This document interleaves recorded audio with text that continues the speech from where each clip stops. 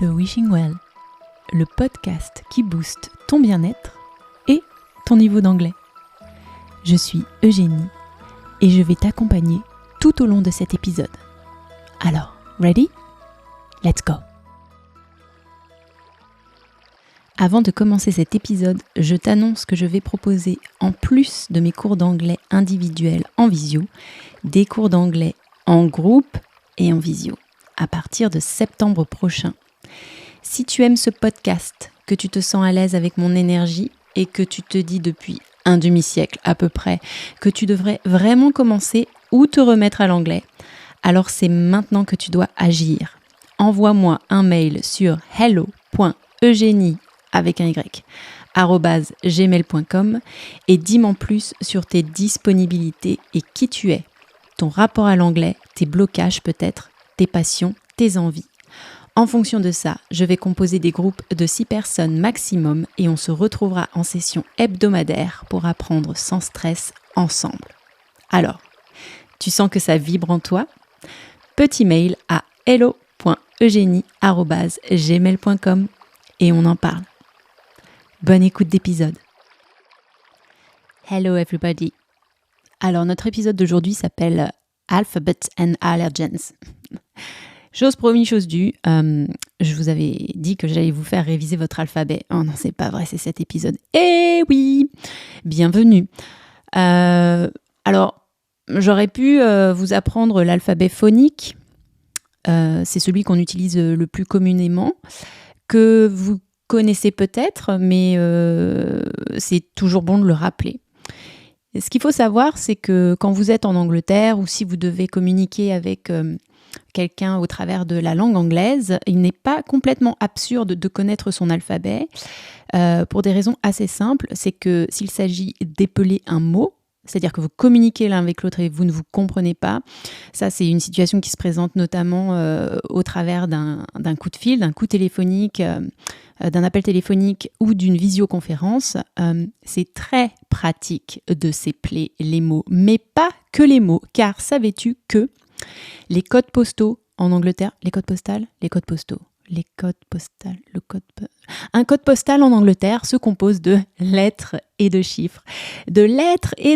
Et ça, waouh, je ne le savais pas quand je suis arrivée en Angleterre, donc ça a été une sacrée surprise. Et un sacré challenge aussi, parce que autant c'est facile de communiquer avec des chiffres, je trouve. C'est un peu moins facile de communiquer avec des lettres. Ça a été une sacrée surprise quand j'ai découvert que un code postal, je contourne la difficulté, un code postal se déclinait en chiffres et en lettres. Alors en général, le code postal commence avec une lettre. Par exemple, quand j'habitais à Brighton, mon code postal commençait par BN. Ça correspond souvent probablement constamment d'ailleurs. J'ai pas vraiment cherché à savoir, mais ça me semblait logique par expérience. C'est composé de certaines lettres de la ville ou de la plus grande ville à côté de laquelle tu habites. Donc moi j'habitais à Hove, qui est relié à Brighton maintenant. Donc Brighton ne s'appelle pas que Brighton et Hove ne s'appelle pas que Hove. Il s'appelle Brighton and Hove. C'est une sorte de communauté de communes maintenant. Et le code postal commence par BN. Brighton, BN. Quand j'étais à Bristol, le code postal commençait par BS. Quand j'étais à Bath, je ne veux pas vous dire de bêtises, je crois que mon code postal commençait par BA. Voilà, donc ce n'est pas forcément les 2 premières lettres de la ville dans laquelle tu habites, mais en général, c'est au moins la première. Et puis, s'intercale là-dedans des chiffres. Alors, l'alphabet phonétique, on va se le rappeler, mais on ne va pas s'attarder dessus parce que vous pouvez le trouver partout sur Internet. Moi, je vais vous faire un alphabet ludique qui utilise rappelle vos lettres en utilisant les allergènes qui commencent par ces lettres-là. Comme ça, on joue à l'utile à l'agréable. Vous révisez votre alphabet et en même temps, vous révisez ou apprenez vos allergènes, ce qui va vachement vous aider également si vous allez sur place et que vous vous retrouvez dans un restaurant et que vous avez besoin de savoir, en regardant un menu, s'il y a des aliments qui vont vous poser problème. Alors, ce qu'il faut savoir, c'est que quand vous allez dans un restaurant en Angleterre, mais probablement également en Écosse et en Irlande, les allergènes sont hyper bien spécifiés sur les menus. Ils ont une vraie culture de la différence alimentaire entre les uns et les autres. Vous allez me dire, les allergènes, c'est pas vraiment un problème de différence alimentaire, mais ça englobe également les choix alimentaires. C'est-à-dire que si vous êtes végétarien, si vous êtes végane, vous n'aurez aucun problème à identifier ni les allergènes, ni les viandes, ni les poissons, ni les possibles intrusions d'éléments alimentaires que vous ne désirez pas manger. Ils sont très très respectueux pour ça en Angleterre. Donc déjà détendez-vous, si vous avez vraiment des grosses intolérances, ça devrait passer comme une lettre à la poste. Et non seulement c'est très bien indiqué sur les menus, mais ils vous proposent des alternatives. Il est rare d'aller dans une pizzeria maintenant où vous n'avez pas le choix de votre pâte pour ceux qui sont intolérants au gluten par exemple. Oh là, mais quelle bonne nouvelle! Et oui, je sais, c'est merveilleux. Alors on va réviser nos lettres. Mais on va du coup réviser nos allergènes et je vais vous lancer quelques aliments comme ça aussi, des connus et des un peu moins connus pour faire un petit peu gonfler votre vocabulaire alimentaire. Voilà. Alors, l'alphabet phonétique, on va se le lire ensemble et puis après, on n'y pense plus. Ça, c'est pratique quand vous êtes au téléphone avec quelqu'un. En général, si vous êtes avec un vendeur ou une entreprise qui a l'habitude de collecter vos informations personnelles, c'est l'alphabet qui fonctionne. Alors, on se redit l'alphabet une fois. A, B, C, D, E, F, G. Et normalement, à ce stade-là, vous avez déjà la petite chanson dans la tête. Le faux ami, c'est G, qui correspond à G. Ok ? Et après, ça continue à rouler un peu. H, I, J. Ça, c'est l'autre faux ami. J, c'est J. K, L, M, N, O, P. Ça roule tout seul. Q, R, S, T, U, V, W, X, Y. Ça, c'est celui que tout le monde oublie. Y, N, Z. Alors, en anglais, on préfère dire Z. Vous pouvez dire Z, c'est plutôt américain. Personne ne va vous en vouloir. Prenez celui qui vous semble le plus logique, hein. Alors, A is for Alpha, B is for Bravo, bravo. C is for Charlie, le prénom. D is for Delta, le Delta comme nous on utilise en français. E is for Echo, l'écho. F is for Foxtrot, le trot du renard, la danse, le foxtrot. G is for Golf, comme en français. H is for Hotel, hôtel, comme en français. I is for India, l'Inde.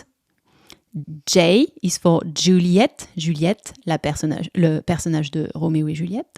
K is for Kilo, les kilos, facile. L is for Lima, alors moi celui-là je m'en souviens jamais. M is for Mike, le prénom. N is for November, ton mois de novembre. O is for Oscar, le prénom. P is for Papa, comme en français, papa. Q is for Québec.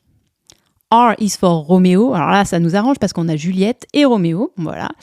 S is for Sierra. Donc ça, je l'oublie à chaque fois aussi. T is for Tango. En général, celui-là, on s'en souvient. U is for Uniform, l'uniforme. V is for Victor, le prénom. W is for Whiskey, le whisky. X is for X-ray, les rayons X. Y is for Yankee, les Yankees, Y, je m'en souviens jamais non plus. And Z is for Zulu. Voilà, phonétique alphabet, on a révisé, vous avez plein de visuels sur internet, on met ça de côté. C'est parti avec l'alphabet des allergènes et des aliments. Alors on reprend. A is for almonds, les amandes. Apple, pomme. Apricot, les abricots. Et attention, artichoke. Oh, c'est quoi artichoke? Ça ressemble un petit peu au français. C'est les artichauts. Et mais comme je suis sympa, je vous ai pas mis que les allergènes, je vous ai aussi mis les trucs que vous allez peut-être pas aimer. C'est important d'identifier ça aussi dans les menus. B is for barley. Alors là, on rentre dans les céréales. Barley, qu'est-ce que c'est? The fields of barley. Champ testing. Il parlait des champs d'orge. Barley, c'est orge. Buckwheat. Buckwheat, si vous connaissez Harry Potter, ça vous dit quelque chose, buckwheat. Qu'est-ce que ça veut dire? Vous n'avez jamais cherché, hein? Ça veut dire sarrasin. Donc là, si vous êtes dans une crêperie en Angleterre, Les crêpes au sarrasin, vous allez avoir l'ingrédient buckwheat. Il y en a plein d'autres dans la lettre B.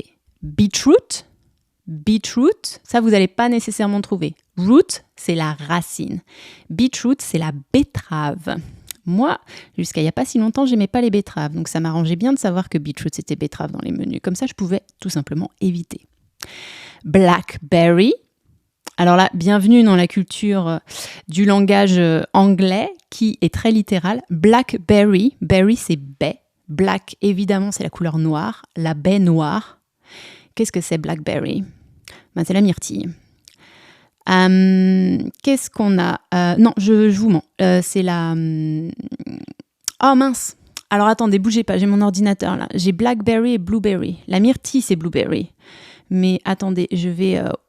talk my talk and walk my walk. Je vais sur mon ami Google Translate. Comme ça, on est sûr que je m'en mêle pas les pinceaux. Blueberry.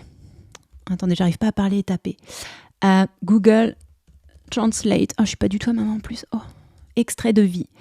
Partage ton enregistrement, mon enregistrement avec moi. Alors, Blackberry.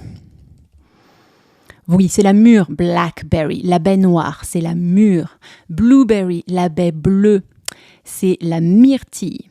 Vous avez aussi bananas, les bananes, et beans, les haricots. Vous savez, Mr Bean ? Mr Bean, ça veut dire quoi ? Ça veut dire Monsieur Haricot. Alors, on passe au C. C, c'est cereals, les céréales. Crustaceans, les crustacés. Et dans les crustacés, vous avez crabs, fastoche, c'est comme le français, les crabes. Vous avez celery. Alors, on n'est plus dans les crustacés, là. Le céleri, ça, c'est pareil. Cherry. Cherry, c'est quoi ? Ma chérie. Non, ça n'a rien à voir. Cherry, c'est cerise. Ouais. Vous avez coconut. Alors, nut, c'est la noix. Coconut, c'est la noix de coco. Vous avez cauliflower. Qu'est-ce que c'est cauliflower ? Alors là, vous divisez votre mot en deux parce que vous vous souvenez que l'anglais, c'est littéral. Cauli, vous savez pas trop ce que c'est. Flower, fleur. Ouais, mais ça vous dit pas grand-chose. Un légume qui ressemble à une fleur quand on le regarde. Et qui peut-être, en français, porte le nom fleur aussi, dans son mot à lui. C'est le chou-fleur. Cauliflower, c'est chou-fleur. Vous avez cabbage. Cabbage, c'est toute la variété des choux. Cabbage.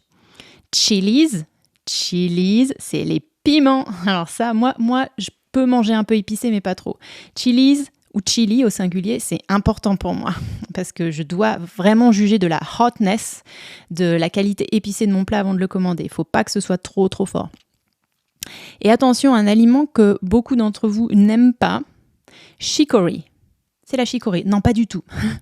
Ce n'est pas la chicorée, c'est un faux ami. Chicory, c'est l'endive. Bleh, diront certains d'entre vous. Moi, j'aime bien, mais je sais que dans mes élèves et notamment dans mes groupes d'ados, quand je leur apprends le mot chicory, ça les arrange bien parce qu'ils n'aiment pas ça du tout. Alors, on continue. D, c'est for dairy. Gros allergène ici. Dairy, c'est les produits laitiers. D-A-I-R-Y. Dairy. C'est vos yaourts, c'est vos fromages, c'est vos laits animaux. Vous avez aussi damson. D-A-M-S-O-N. Damson, c'est la prune. Ensuite, E. Eggs. Fastoche, c'est les œufs. Eggs. Vous avez aussi eggplant. La plante à œufs. La plante à œufs, non. Eggplant, c'est votre aubergine. Je n'ai pas cherché pourquoi ça s'appelait eggplant. Vous avez aussi, aubergine, ça se dit aussi aubergine. Aubergine ou eggplant. Il y en a un qui est plus anglais et un qui est plus américain. Si je ne vous dis pas de bêtises, aubergine, c'est plutôt anglais et eggplant, c'est plutôt américain. À vérifier. Et vous avez également elderberry. Elderberry. Alors, vous coupez votre mot en deux. Elder, vous ne savez pas ce que ça veut dire. Berry, c'est baie. Donc, c'est déjà une baie de... Elder, c'est un arbre. C'est la baie de sureau. The elder, c'est le sureau. E-L-D-E-R. Elderberry. Ensuite, vous avez F. F, fish. Ça arrange les végétariens et les végans. Vegan. Vegetarians, on dit en anglais, et vegan. Vegan, c'est vegan. Fish, c'est votre poisson. Fish, c'est un mot particulier, il n'a pas de pluriel. Il y a d'autres mots comme ça qui n'ont pas de pluriel, ou en tout cas le singulier et le pluriel, c'est le même mot. Fish et sheep. Il y en a sûrement d'autres. Sheep, c'est quoi? Sheep, c'est les moutons. Je pense que cette histoire de singulier pluriel, c'est purement culturel, sachant que les poissons se déplacent généralement en banc et les moutons en troupeau. Le collectif et le singulier ne sont en fait pas dissociés dans le langage. Ok? Donc fish, c'est vos poissons. Fig, c'est vos figues. Fastoche, c'est comme le français. Et vous avez le fennel. Fennel, F-I-N-N-E-L, ça ressemble un peu au français, c'est le fenouil. Là, c'est le moment de l'épisode où vous vous dites « J'aurais dû prendre un verre d'eau, j'aurais dû prendre un papier à crayon parce que dis donc, ça envoie du vocabulaire aujourd'hui. » Ouais, on a déjà peut-être lancé une 25aine de mots depuis le début de cet épisode que vous ne connaissez pas. Alors, on continue. On a fait A, B, C, D, E, F, G, ton G, G, et la grosse famille d'allergènes, gluten, c'est le gluten. Gluten, ça s'écrit pareil, ça se dit pas exactement pareil, mais ça normalement tu peux le spotter facilement sur un menu. Vous avez grapefruit, faux amis, grapefruit, fruit en grappe, on imagine que c'est le raisin. Non, le raisin c'est grapes, mais grapefruit c'est le pamplemousse. Eh oui, étrange. Moi pendant longtemps je m'en mêlais les crayons avec celui-là. C'était ça me perturbait. Grapefruit, pamplemousse, grapes, raisin. Vous avez également ginger. Ginger, c'est quoi? Ginger, c'est roux. C'est pas un aliment. Ah si. Ginger, c'est roux. C'est aussi quelqu'un qui est maladroit. Oh, you're so ginger. T'es tellement maladroit. Ginger, c'est le gingembre, la racine de gingembre. Garlic, ça, c'est ton ail. Et vous avez, attention, la petite curiosité de la lettre G, gherkins. Gherkins, c'est les cornichons. G-E-R-K-I-N-S, gherkins. On continue. Dans les H, vous avez hazelnut. Ah, encore une noix. Hazel, c'est quoi hazel? Hazel, c'est le noisetier. La noix de noisetier, c'est donc la noisette. Vous avez également honey, miel, le miel honey. C'est également un petit surnom pour nos petites chéries et nos petits chéris. Honey love. Dans les I, le I, vous avez... Alors là, j'ai pas trouvé. Ou alors j'ai trouvé des choses un peu exotiques que j'ai pas voulu mentionner. Je vais vous mentionner un truc qui va vous faire plaisir, mais je sais que vous le connaissez déjà. Dans le I, vous avez ice cream, la glace. Ice cream. Ensuite, J. Dans la lettre J, J, vous avez jackfruit. Alors, je ne connais pas l'équivalent en français. J'ai fait une recherche très rapide. C'est le fruit jacquier. Ça vous dit quelque chose? Si vous êtes végétarien, normalement, vous connaissez. En anglais, ça s'appelle jackfruit. Ça peut vous intéresser parce que du coup, c'est votre alternative alimentaire à la viande, si vous faites attention ou que vous ne consommez pas de viande. Jackfruit. Ensuite, celui-là, vous allez moins le croiser, mais c'est un légume racine. Et les Anglais, ils mangent pas mal de légumes racines parce que, les pauvres, sous leur latitude, il n'y a pas grand-chose d'autre qui pousse. Il y a beaucoup de choux, il y a beaucoup de carottes, il y a beaucoup de betteraves, il y a beaucoup de navets, de rutabaga et de Jerusalem artichoke. Alors, le mot artichoke, on l'a vu avec le A, tout en haut de notre liste de l'alphabet. Et c'est l'artichaut. L'artichaut de Jérusalem, du coup. Qu'est-ce que ça peut bien être? En fait, c'est impossible à trouver si je vous le dis pas. C'est les topinambours. Alors, je ne sais pas si beaucoup d'entre vous sont allergiques aux topinambours, mais je vous le dis quand même, parce que soyons honnêtes. Qui ici peut manger des topinambours sans avoir des effets secondaires sur sa digestion? Eh ben, pas moi. La dernière fois que j'en ai mangé, j'ai eu un mal de ventre absolument terrifiant. Donc, plus jamais. Voilà. Je fuis les Jerusalem artichoke. Kale. Kiwi, comme en français, et kale. Le chou kale. Ils appellent ça juste kale en Angleterre. Vous savez, c'est ce chou vert frisé avec des feuilles super riches. C'est une superfood. Ah tiens, je ne sais pas comment ça se dit en français, superfood. Un super aliment? Je crois que ça se dit comme ça. On continue. L. L is for lobster. Lobster, c'est quoi? C'est le homard. Alors, si vous êtes allergique aux crustacés et aux produits de la mer, big warning, red flag, drapeau rouge. Lobster, homard. Vous avez également lemon, le citron, lime, et c'est pas pareil. Lime, c'est le citron vert. Et leek. Leek, ça ne s'écrit pas comme le verbe to leak, qui est le verbe lécher. Ça s'écrit L-E-E-K, L-E-E-K. Et c'est le poireau, leek.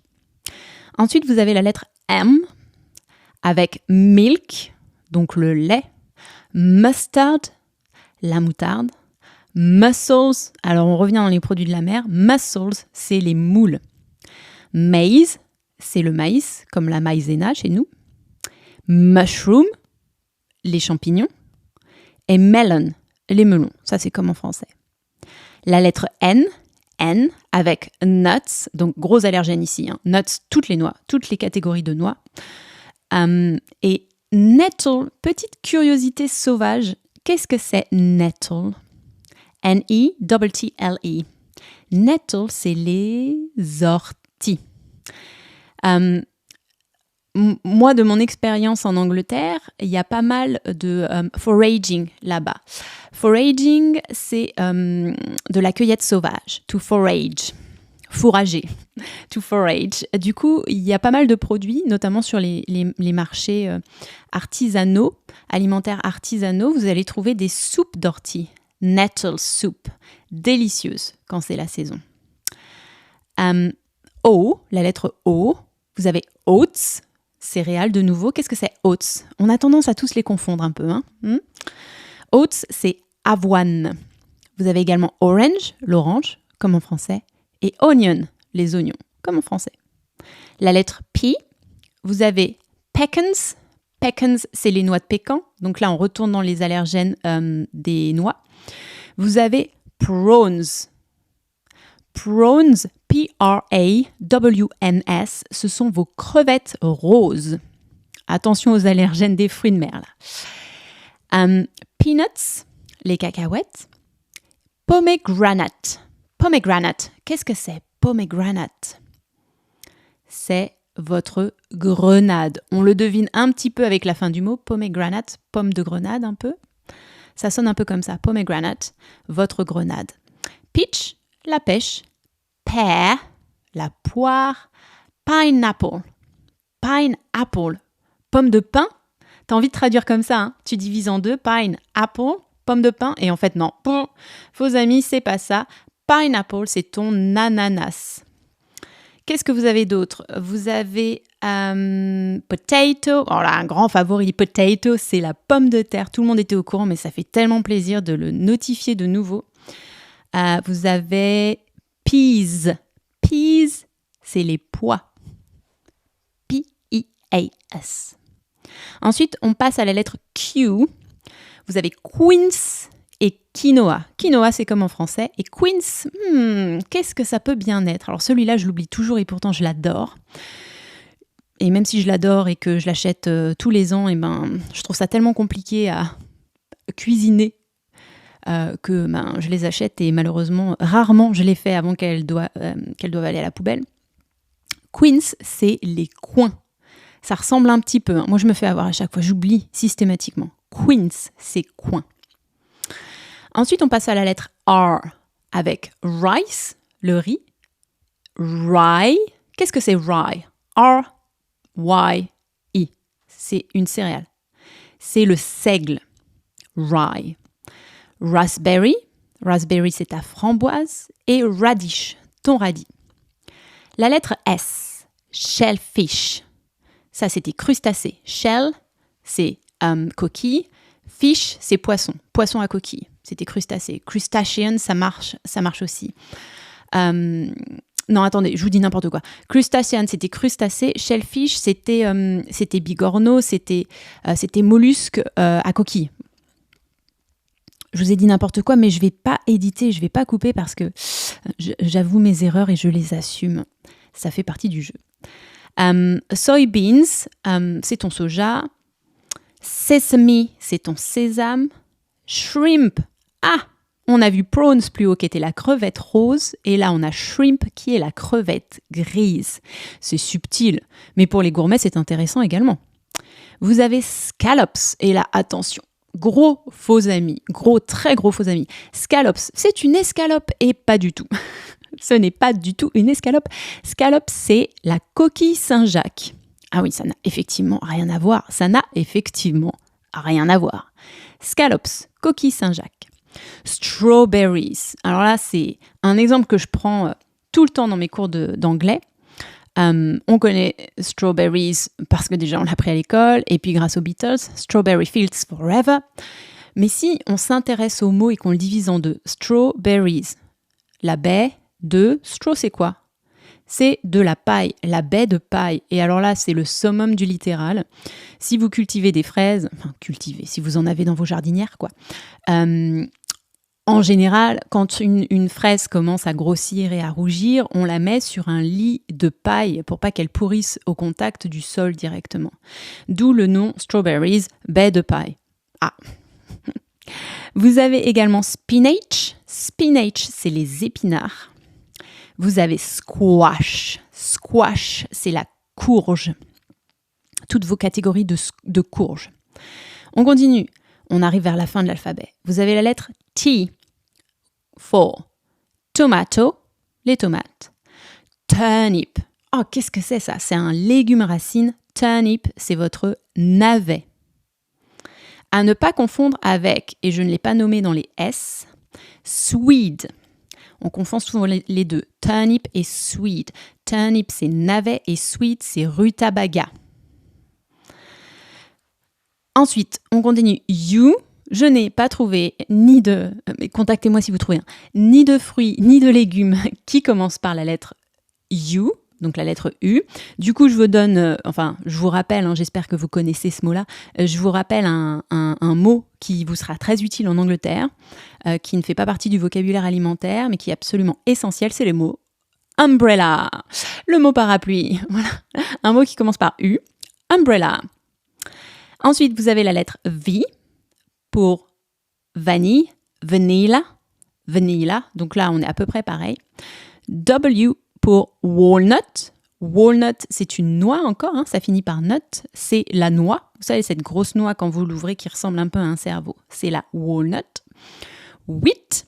Wheat, c'est, attention, alerte gluten, le blé. Watermelon. Alors en divisant deux, watermelon, melon d'eau. Qu'est-ce que ça pourrait bien être le melon d'eau ? C'est la pastèque. X, je n'ai ni fruits ni légumes qui commencent par X, alors j'ai utilisé le mot X-ray, comme dans l'alphabet phonétique. Et pour finir, Y, vous avez la plante yarrow, qui est l'achillée. L'achillée, comment on dit en français ? Ça, je ne sais pas. La plupart de mon vocabulaire... Ah mince, quel est le terme ? Dis donc, j'en perds tout mon français. Mon vocabulaire botanique, mes références botaniques, mes références potagères et du jardin sont en fait majoritairement anglaises parce que j'ai commencé à vraiment jardiner en Angleterre. Achillée. Non, je n'en ai aucune idée. Dites-moi dans les commentaires si c'est achillée ou achillée. En tout cas, le mot en anglais c'est yarrow. Y-A-R-R-O-W. Et on va finir avec la lettre Z, Z-O-Z, avec zucchini. Zucchini, c'est l'autre mot pour courgette. Alors les Anglais, ils disent ou zucchini ou courgette. Et encore une fois, je ne veux pas trop vous dire de bêtises, mais il me semble que l'anglais, c'est courgette.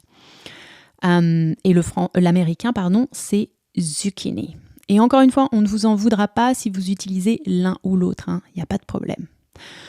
Voilà, on a fait un bon tour des aliments, on a fait un bon tour des allergènes. J'espère que ça vous a aidé. Et puis, allez, pour le fun, on va se réciter notre alphabet une dernière fois, d'une traite.